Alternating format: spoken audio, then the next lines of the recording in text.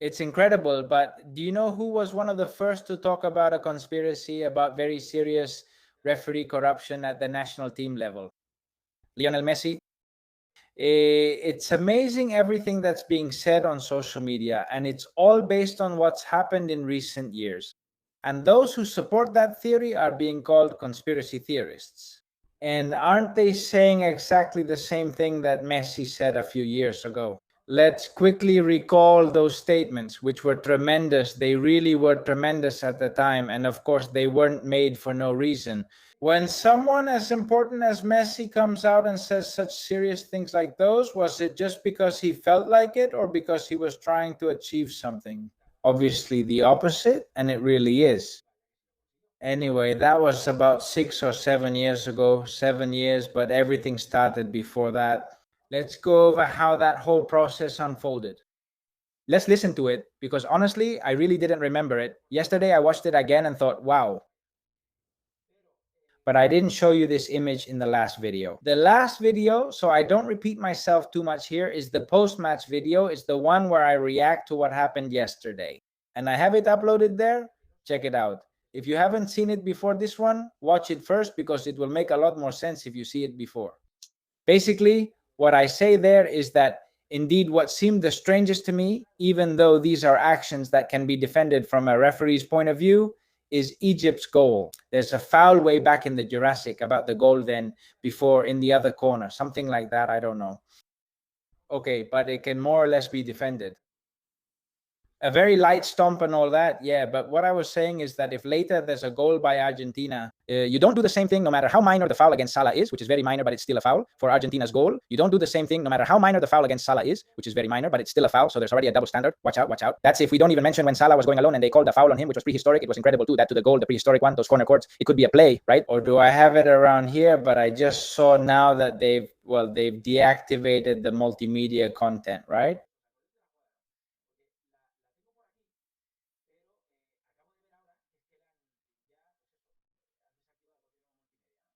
From that play, since FIFA is erasing all traces, but they can't erase everything, right?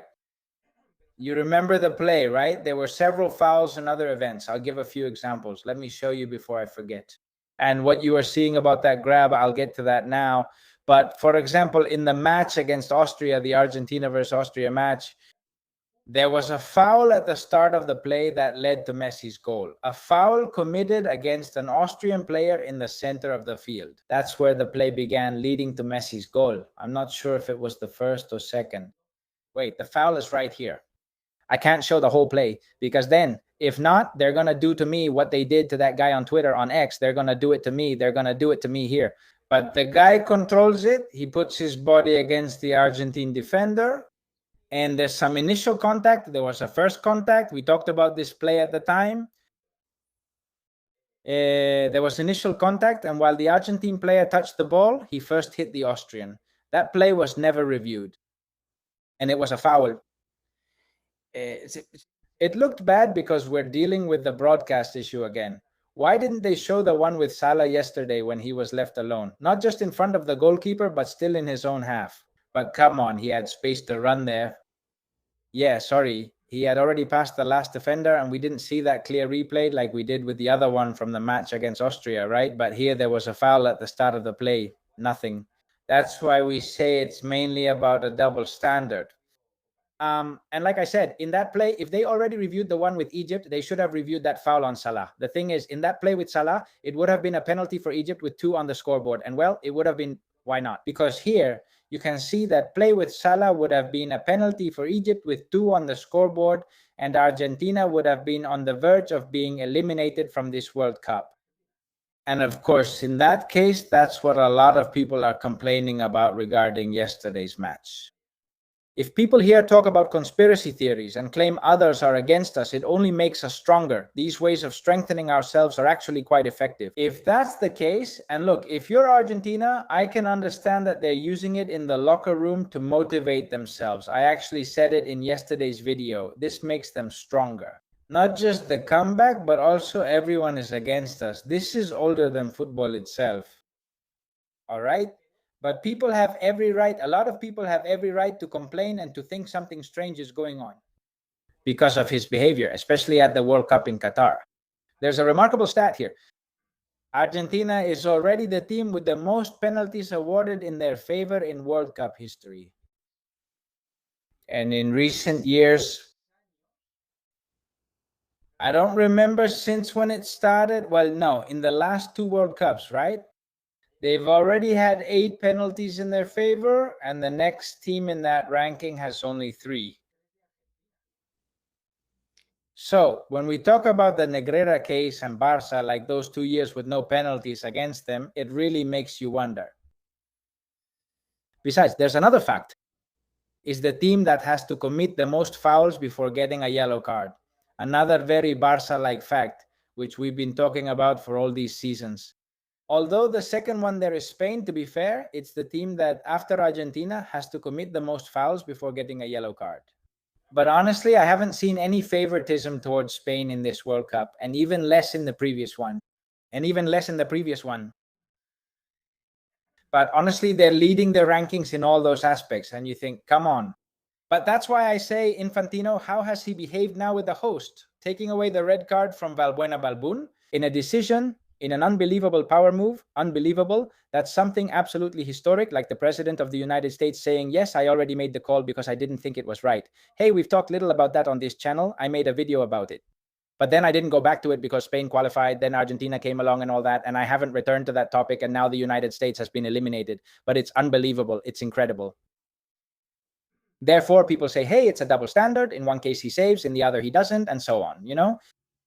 This is what I'm pointing out to you.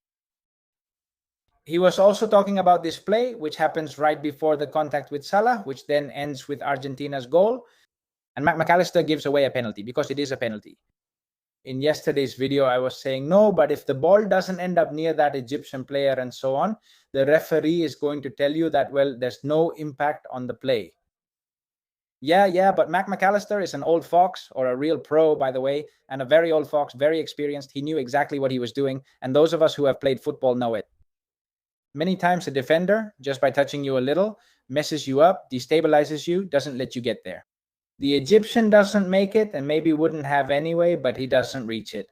McAllister's move isn't exaggerated, but his touch is just enough. Also, the guy falls, the Egyptian falls, spreads his legs and goes down. Because, and I didn't see it in the previous image, but I took this snapshot, which I saw in a video, from a guy who was explaining play by play what had happened. And indeed, look at the state of the shirt. It's completely stretched. The collar is completely stretched. I mean, it's not just a little tug, no. He doesn't make it look obvious because he doesn't wrap him up or grab him, but he does enough with his arm to tug the shirt of the fabric, just enough so the guy doesn't run off, doesn't move forward a few meters. It's incredible, but it didn't go to VR. It didn't go to VR. I have Argentine friends, like I always say, family. I've been talking with a good friend I care about, and he told me not to be so hard on us on the channel. I said, no, man, but the more I see things, the more shocked I am, I just remembered, and maybe I'll tell you something about Mascherano in the next few hours. I just remembered something about Mascherano playing with Barca against Paris Saint-Germain. Well, in the famous Aiteken match, when he did that to Di Maria, Di Maria was about to shoot, but Mascherano touched him just enough and later denied it. Mascherano said he touched him to prevent a goal. I mean, they really know how to act in these kinds of situations, and this McAllister guy is an old hand, a real old hand. Anyway, well, that's it. Look, one more. I swear to you, and I was saying this yesterday, hey, maybe it's not enough and all that. You see it here, just enough, man, just enough to bring him down. All right, let's talk about Messi. That's right. This is what Messi said back in 2019. It's not artificial intelligence. It wasn't around back then. It could have been done, but no. This is what Messi said in 2019 during that Copa America because Argentina wasn't allowed to advance to the final. In other words, champ. Yes, and I think there's no doubt, unfortunately, I think it's set up for Brazil. Hopefully VAR and the referees have nothing to do with this final and that Peru can compete because they have the team to do it. But I think it'll be tough. I think we shouldn't be part of this corruption and that they didn't let us be in the final. Unfortunately, I repeat, the corruption, the referees and all that doesn't allow people to enjoy soccer, the show, and it ruins it a bit. A competition setup so that one team wins, Brazil in this case, we don't want to be part of this corruption. And he talks about the referee corruption. They set it up so the referees won't let us reach the final. He said they didn't let us reach the final. There are several implications, but well, the one that affects us most as Madrid fans is it's the most shocking, and it's that it's being said by a guy who was in a club. For 20 years, the club was paying a senior refereeing official, and Messi's entire career at Barcelona was under him. His club's referee protection, paying 8.4 million to a person in charge of the refereeing body in all the competitions he played in Spain. The first conspiracy theorist. Of all this, it was Leo Messi, who today is, of course, the center of the argument for conspiracy theorists nowadays, in quotes. He is at the center of the narrative because of Infantino, the Qatar situation, and the penalties. Suma's Govon is about Messi needing to be in this World Cup and the last one, and so on. They're saying that. The people who support this, and obviously I'm on that side.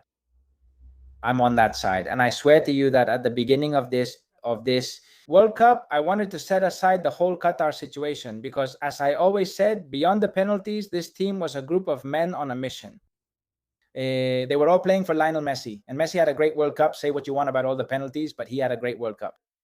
I said, look, it was written on their foreheads. They were going to be world champions, just like with Diego Maradona. And it's true that all of Argentina's World Cups are all marked with an asterisk, man. I mean, the one in 78 under the dictatorship, Videla's dictatorship. There in Argentina, with that previous match where Argentina had to score more than 4 goals against Peru, and the Peruvian goalkeeper was born in Argentina and all that suspicion in a country hosting a World Cup under a dictatorship. Damn, sorry, but that's just how it is. This was probably very likely the best team, that Argentina team, with a great Mario Kempesque. Maradona in 86, the best soccer player I've ever seen. It was amazing. The World Cup he played, incredible. Claro. Of course, we've said this about Barca many times. Did they have a good team? Yes, but they also had the referees network from a club paying millions to a refereeing chief. Well, here, it's similar. I mean, Maradona scores the greatest goal of all time, but a few minutes earlier, he scores a goal with his hand. Everyone saw the handball goal except the referee.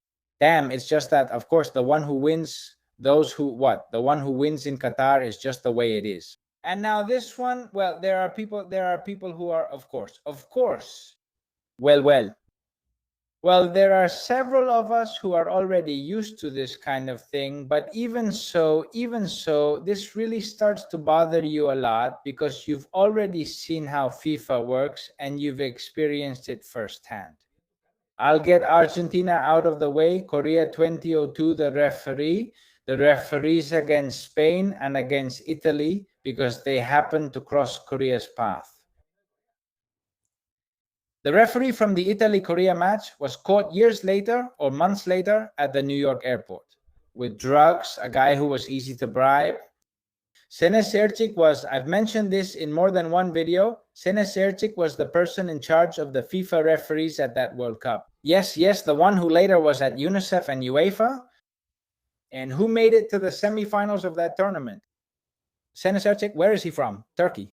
Turkey and Korea made it. And Korea after scandalously eliminating Spain, Italy, and Spain in that order, right? So, of course, we've seen so many things. We've seen FIFAgate in the mix. We've seen that the Qatar World Cup was bought. They bought it to take it to Qatar, but this happened. It was already proven. And of course, and now Infantino arrives, who came to clean this up. And you see him sucking up to those in power with Trump, which is, of course, Trump says, hey, well, fantastic. Of course, the one we have to look at and the one we have to accuse is Infantino. But how is it possible for that man to behave that way? How is it possible that for France's next match, for the first time in the tournament, the referee team, all 5 referees are from the same country? Do you know which country all 5 referees are going to be from? The main referee, assistants, and VAR official. In the match between France and Morocco, they were Argentinians. But let's see, if you want to give the appearance of fairness, how do you do that? How can you appear fair while pulling that outrageous power play like the one with Balogun? It's just unbelievable. How could this not make you think? And remembering this about Messi, Messi said this in 2019.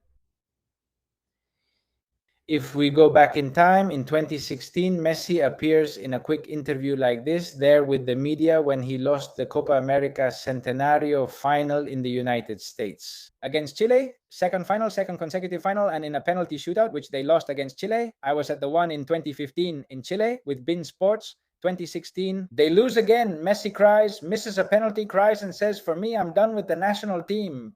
All the alarms went off and they began holding Copa America tournaments almost every year, like there was no tomorrow. So they did another one in 19, another one in 21. Well, they had already done the one in 15. Messi had lost it on penalties. So let's fix this. The one in 16, is it the 100th anniversary, 100 years? The one in 16, let's go.